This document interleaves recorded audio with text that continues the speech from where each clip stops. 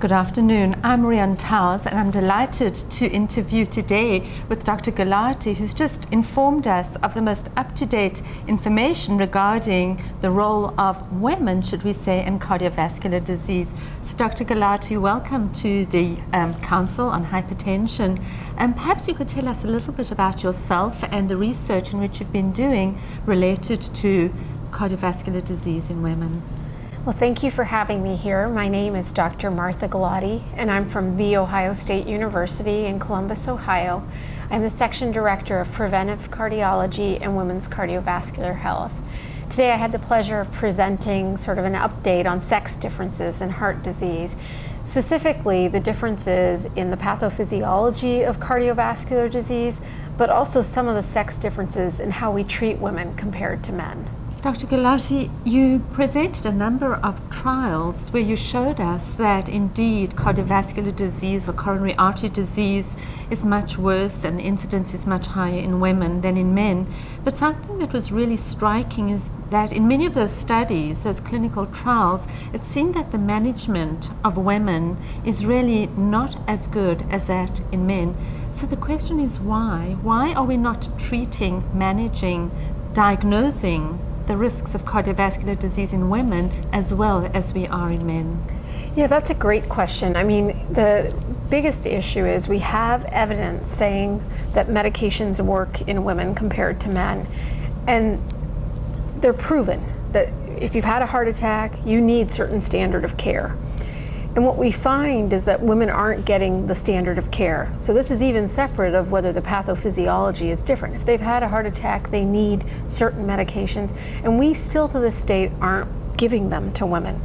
I wish I knew the answer why. We should see a woman who is having a heart attack the same way we see a man, essentially, that they need the proven life-saving therapies.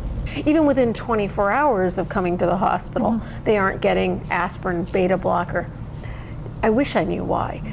We have to do more education. I think part of it is just awareness that a woman is at risk. It's still seen in our community, still as a man's disease, despite more women dying from the United States. And where I think it's really important, I didn't actually show this data, but we just had a recent paper come out looking at younger women, and younger women have even worse outcomes. They're the ones with the worst outcomes out of any group. And those younger women are the people that we might tend not to believe are having a heart attack. And so we would deprive a young woman of the life-saving therapy, and they are definitely going to have worse outcomes. We have to change our perspective. Everyone's at risk for heart disease. It's the #1 killer. We have to treat them as such, male or female. So is it a cultural problem? Is it a mentality related to just women don't have heart disease, and therefore managing them, diagnosing them, investigating them may not be that important? Well, I hope to say that that's changing. I mean, I really, we've come a long way. In the last 10 years, we've seen reductions in mortality in women, which we had only previously been seeing in men. For women, we were seeing them on the incline until really year 2000. I think we're making headway, but we still have a long way to go. We can't just say because we've had the Go Red movement for this amount of time, or because we've been talking about it for the last 10 years that we've made enough changes. There's still room for improvement. I think one big thing, I'm always shocked when I go to medical schools, and even at my own medical school, I will admit that this was the first year they actually gave time to an educational component on women and cardiovascular disease.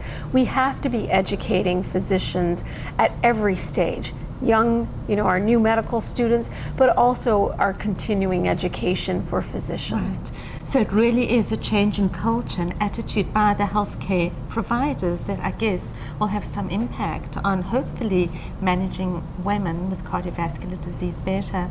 I think something that was really intriguing, and perhaps you could tell us a little bit more about this, was the potential or possibility that the pathophysiology may be very different between men and women with respect to coronary artery disease.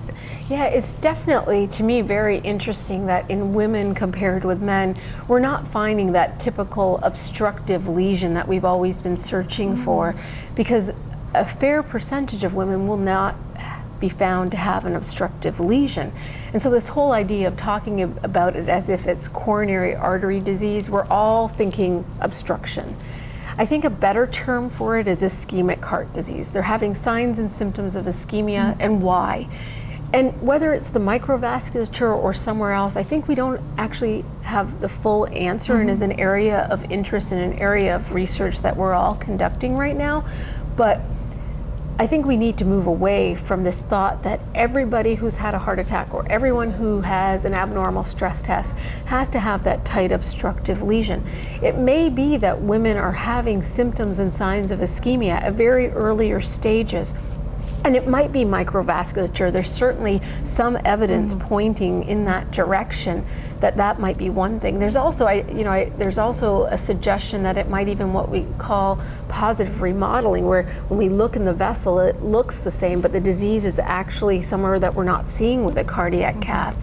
So there's a lot of different hypotheses going on. I think we're at the earliest stages of really understanding women because they really weren't included in a lot of the cardiovascular disease studies, and I hesitate again saying coronary artery disease for this lesion, but I think this is the area where we need to move. We need to look at people who don't have obstructive lesions, what's going on with them, and what medications best will treat them. Because if we can figure out the medications, if there's a difference at all, that might be also unique for women and improve their outcomes. Absolutely.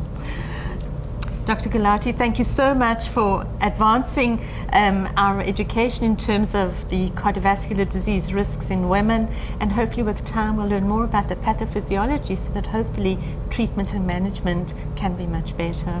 Thank you very much.